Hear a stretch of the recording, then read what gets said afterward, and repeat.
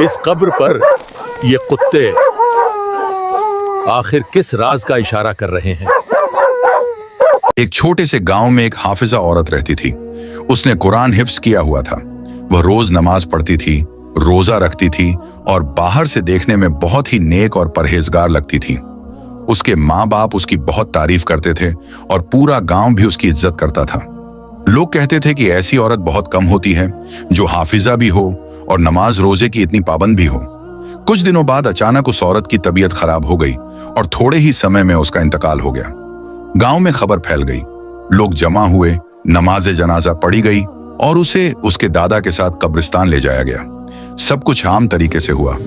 कब्र खोदी गई, उसे दफना दिया गया और सारे लोग अपने अपने घर वापस आ गए।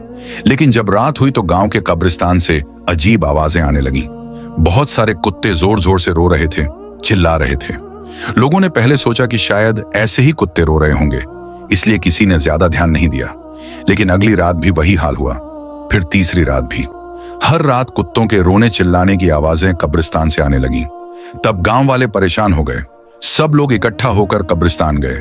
जो मंजर उन्होंने देखा उसे देखकर सब हैरान रह गए। सारे कुत्ते सिर्फ उसी हाफिजा औरत की कब्र पर बैठे हुए थे।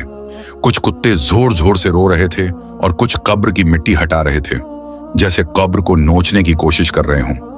पूरा माहौल डरावना था। गांव वालों के रोंगटे खड़े हो गए। सब लोग घबराकर वहां से दौड़े और सीधे इमाम साहब के पास पहुंचे। उन्होंने इमाम साहब को सारी बात बताई।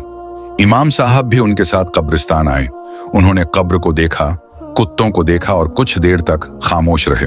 फिर इमाम साहब ने कहा कि इस औरत के घर वालों को बुलाया जाए। थोड़ी देर बाद उसके पिता आए। इमाम साहब ने उनसे पूछा कि यह क्या माजरा है? इस कब्र पर इतने कुत्ते 4 दिनों से क्यों रो रहे हैं? क्या उनकी बेटी से कोई गुनाह हुआ था?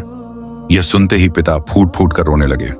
रोते हुए उन्होंने कहा कि यह कब्र उनकी ही बेटी की है। उन्होंने कहा कि उनकी बेटी नमाज रोजा तो करती थी, लेकिन वह सब लोगों को दिखाने के लिए करती थी। वह हर वक्त मोबाइल में लगी रहती थी और पता नहीं उसमें क्या क्या करती थी। जब उसका आदमी उसे कोई काम करने के लिए कहता था या कुछ समझाता था तो वह उसकी बात कभी नहीं सुनती थी। यह सुनकर वहां मौजूद सारे लोग खामोश हो गए। इमाम साहब ने अफसोस के साथ कहा कि अगर इबादत दिखावे के लिए हो और इंसान अपने घर वालों की बात न माने तो ऐसी इबादत इंसान को नहीं बचा सकती। उस दिन के बाद पूरा गांव इस वाकये से डर गया और सब ने इससे सबक लिया। इसी तरह और वाकयात सुनने के लिए चैनल को सब्सक्राइब करें और कमेंट में अल्लाह हू अकबर जरूर लिखें।